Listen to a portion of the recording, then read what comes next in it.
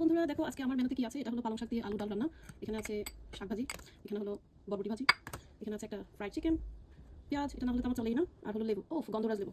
চলো শুরু করি তোমাদের সাথে। ফার্স্টে লেবুটা চিপে নিচ্ছি, বিসমিল্লাহ। শাক দিয়ে স্টার্ট করি ফার্স্টে।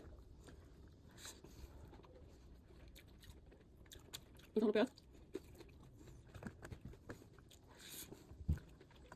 বরবটি, হেভি টেস্ট।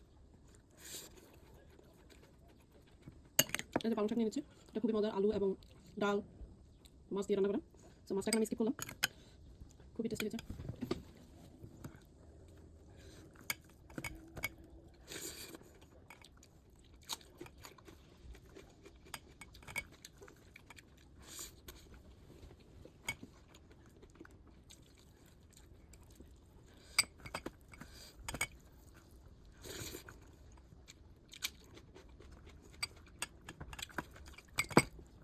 বিনটা আমার অনেক পছন্দের,